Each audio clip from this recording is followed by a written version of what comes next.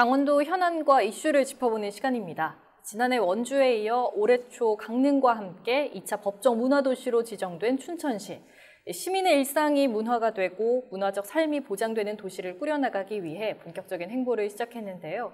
특히 지난 여름에는 톡톡 튀는 아이디어로 시민 공모 사업을 공개해 눈길을 끌기도 했습니다. 오늘 헬로 이슈 토크에선 춘천 문화도시 지정 그 후의 이야기를 들어보겠습니다. 스튜디오에 강승진 춘천문화재단 문화도시 센터장 그리고 이기원 한림대 교수 나와주셨습니다. 안녕하십니까? 안녕하세요.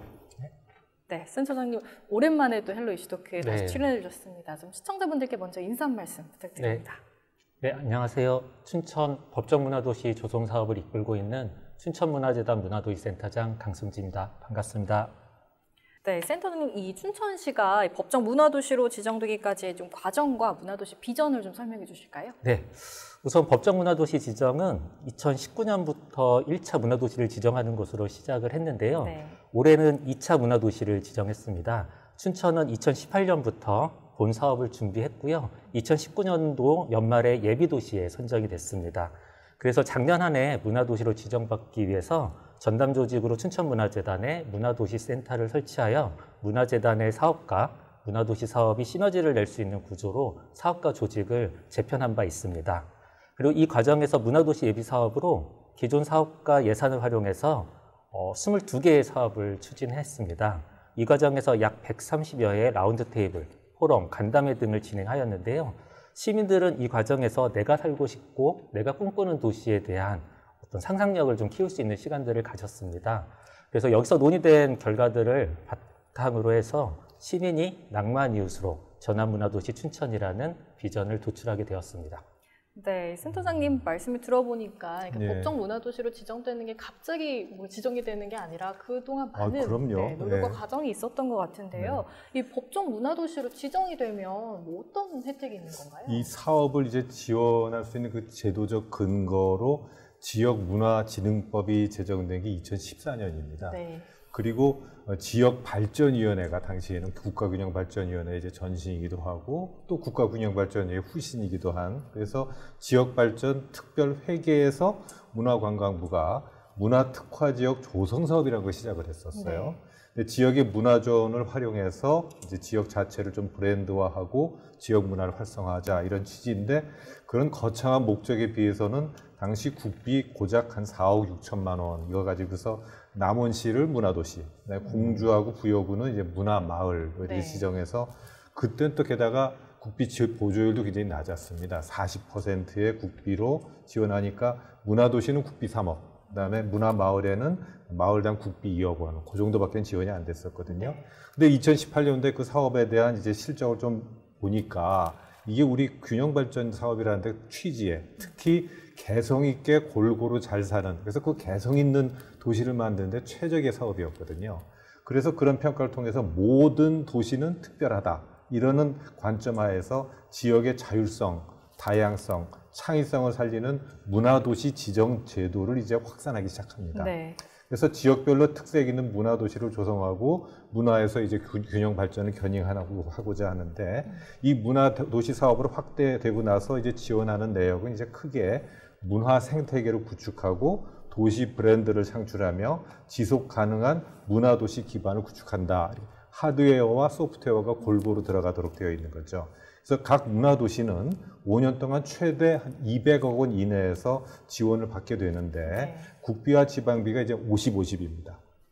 그리고 사업 예산은 기본 사업비하고 선별 사업비의 조합으로 이루어지는데, 기본 사업비는 연 한 15억 원 규모, 5년 정도면 이제 그게 한 75억 원 정도 되는 거죠.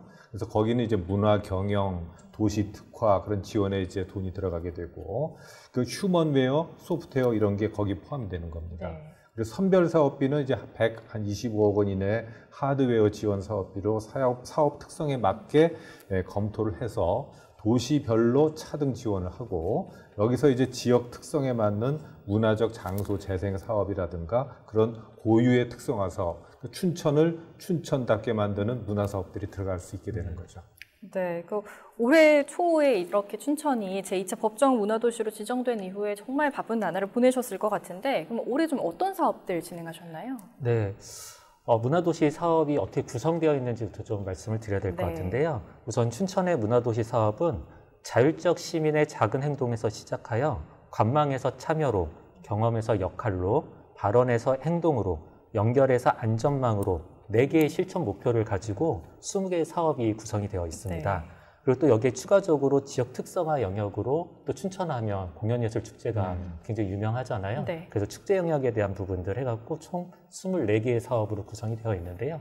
아무래도 이제 올해는 이제 지정받은 첫 해이다 보니까 지정 이후 이 5년을 잘 가기 위해서 조직을 정비하는 시간과 그리고 인력들에 대한 어떤 충원이라든지 교육의 시간들을 좀 많이 가졌습니다. 그리고 이후 문화도시 포럼을 시작으로 해서 주인장들이 제안하는 커뮤니티 활동, 도시가 살롱이라든지 시민의 쓸모있는 딴짓을 응원하고 지지하는 일당백 리턴즈, 그리고 또 빈집을 활용한 생활권 단위의 문화공간, 인생공방 전환가게 조성, 그리고 시민들의 커뮤니티 활동을 지원하는 모두의 살롱 등 뭐랄까요, 사람, 공간, 활동에 관한 대표적인 사업들을 우선적으로 준비를 해서 시작을 했고요.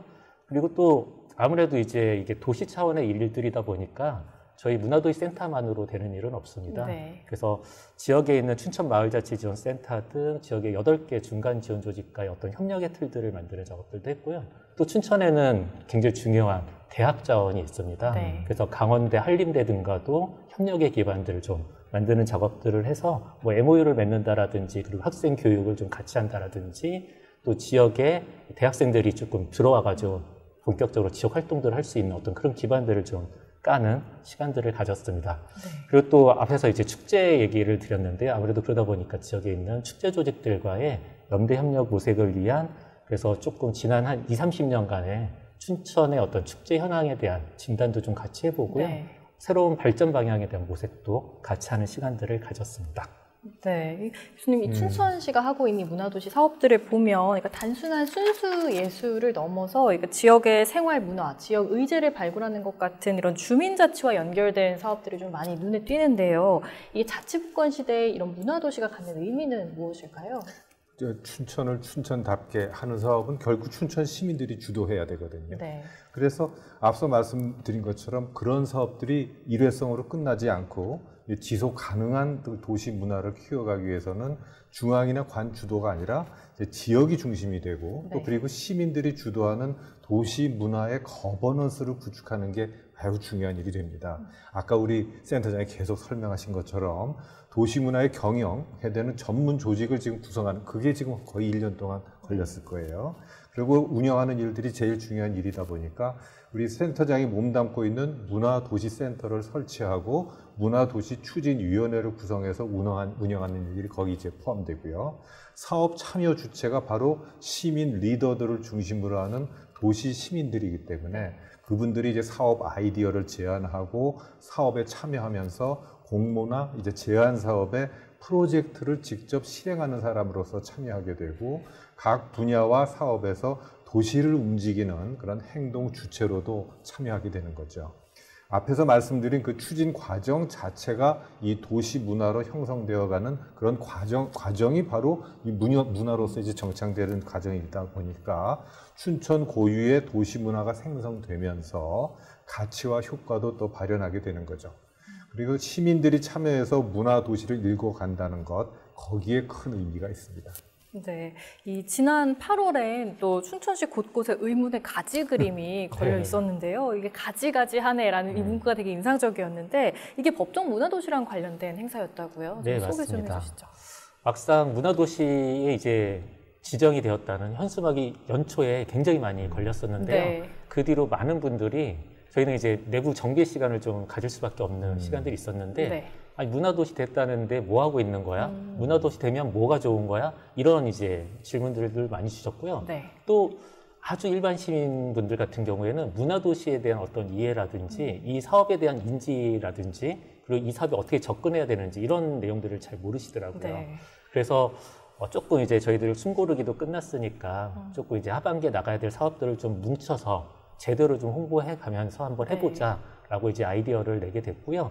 그리고 이제 이 13개의 사업을 한 번에 이제 내보내려다 보니까 설명이 좀 필요하잖아요. 그래서 이제 통합 설명회라는 걸 하기로 이제 결정을 했는데 코로나 상황이다 보니까 뭔가 이렇게 좀 큰 이슈를 만들기에도 좀 어려움이 있고 그래서 어떻게 고민하다가 밥 먹다가 이제 밥상에 가지가 이제 네. 올라왔는데요. 그걸 보던 홍보 담당자가 가지가지 하네, 가지가지 뭐 이제 이런 말을 중얼중얼 거렸는데 네. 거기 이제 앉아있던 친구들이 모두들 우리 가지가지고 한번 문화도시 됐다더니 가지가지 하네, 이게 지금 필요한 거잖아요. 네. 뭐 이렇게 하면서 이제 B급 캐치프레이즈가 만들어졌는데 원래 이제 우리 대한민국에서 가지가지 하네는 굉장히 좀 부정적 표현이잖아요. 그래서 이런 부정적 표현을 여기에 사용해도 될까에 대한 내부 고민들이 좀 많았는데 네.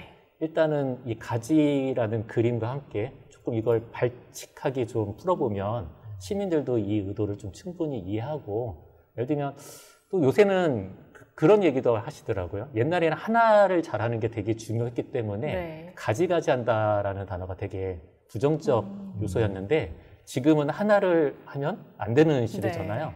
굉장히 다양한, 요새 뭐 국회에 대한 얘기들도 하듯이 그러다 보니까 가지가지 내가 조금 시대에 먹힐 수도 있겠다라는 네. 생각에서 저희들이 한번 이 캐치프레이즈를 잡았고요. 또 그렇게 가지가지 한 해니까 아무래도 사업 담당자들도 그냥 앉아서 있을 수가 없으니까 네. 모두가 각자가 자기의 사업을 직접 출연해서 동영상으로 제작해서 이렇게 풀어가 보는 설명의 형식이 완성이 됐습니다. 네, 그래서 시민들도 흥미롭게 그 설명회를 좀 참여를 했을 것 같은데 이 13개 공모 사업은 어떤 프로젝트들이 있는 건가요? 네, 13개를 한 번에 내보내다 보니까 네. 시민 여러분들도 도대체 이제 이번엔 거꾸로 너무 많아가지고 뭐가 네. 뭔지 모르겠다 이런 반응들 보이셨는데요. 지금 저희들도 설명하는데 좀 숨이 차긴 하더라고요.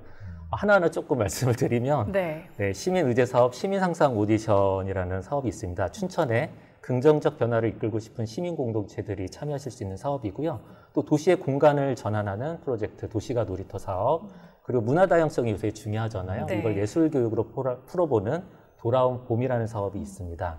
그리고 시민들이 도시를 뭔가 바꿔보기 위해서는 도시를 좀 관찰하고 많이 돌아다니는 것도 굉장히 네. 중요한 것 같아요. 근데 이게 혼자 하라고 그러면 잘 안 되잖아요. 그래서 그런 거에 관심 있는 시민들을 좀 모아가지고 함께 산책하는 프로그램으로 도시 산책자라는 사업이 있고요. 네. 그리고 동네에 잔소리꾼이라고 할 수 있는, 그리고 또 지식인이라고 할 수 있는 분들이 굉장히 많으세요. 네. 그래서 이런 분들을 모아서 동네 지식인으로서 뭔가 동네에 도움이 되는 역할들을 좀 만들어드리자라는 생각으로 동네 지식인이라는 사업들을 또 만들어 봤었고요. 네. 그리고 이제 당신의 그림을 빌려주세요라는 사업이 있는데, 요거는 춘천이 그래도 그 어떤 도시보다 이렇게 그림을 좀 그리시는 분들이 많이 계시더라고요. 네. 또 요새 젊은 친구들은 애니메이션이라든지 뭐 그 다음에 이렇게 뭐랄까요, 아이패드라든지 이런 것들을 활용해서 굉장히 잘 그리잖아요. 네. 그래서 그런 결과물들을 좀 도시의 어떤 브랜딩이라든지 홍보에서 활용할 수 있도록 좀 빌려달라는 사업들도 좀 있었습니다.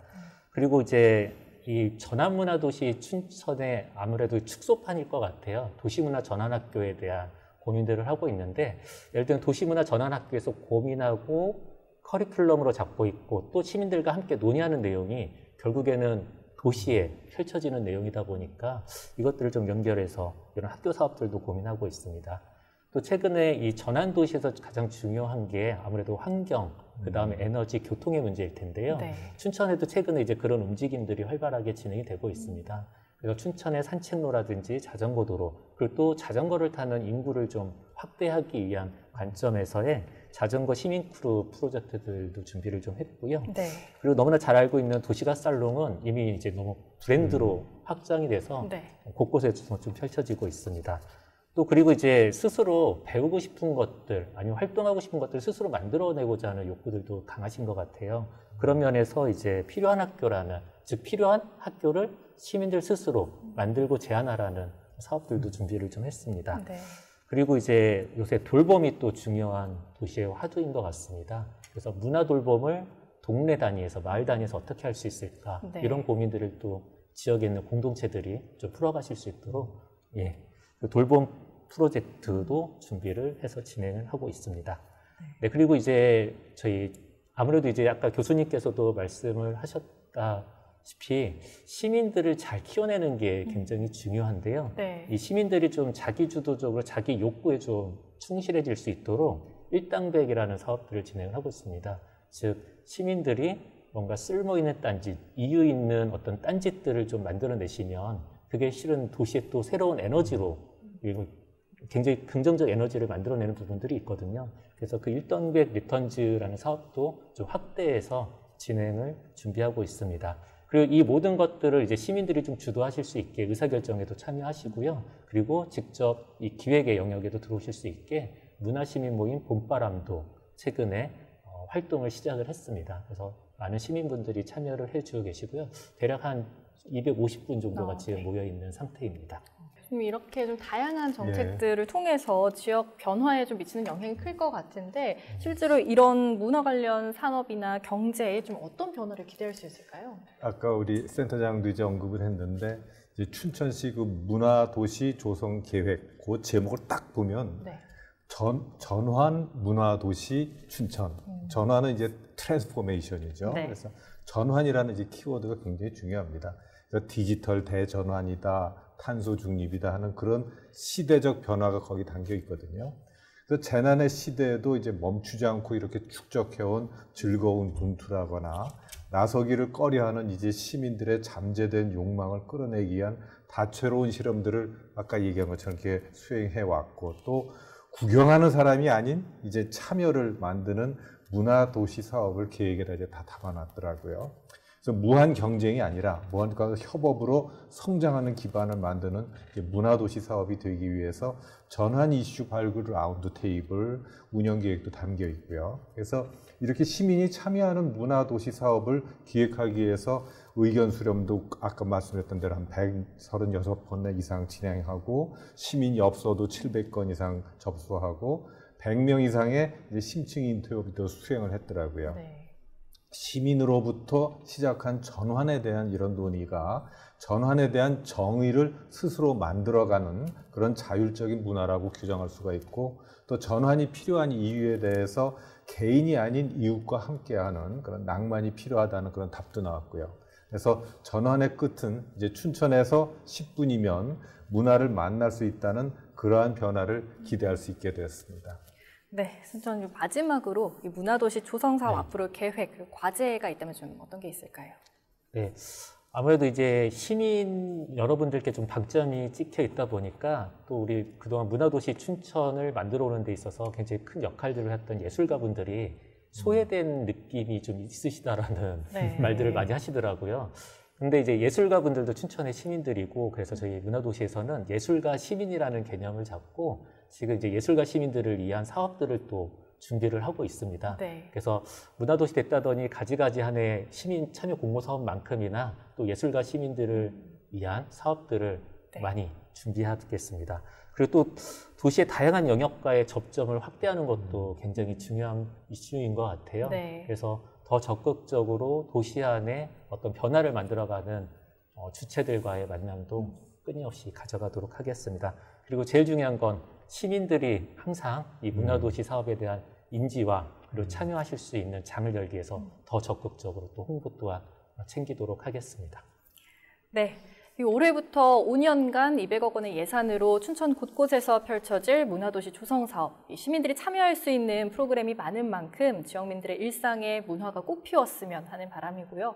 하나의 좋은 문화정책이 도시를 바꿀 수 있다는 것을 좋은 선례로 보여줬으면 합니다. 원주 강릉과 더불어 강원도의 문화 거점 지역으로서의 큰 역할 기대하겠습니다. 헬로 이슈토크 여기서 마치겠습니다. 오늘 말씀 고맙습니다. 감사합니다.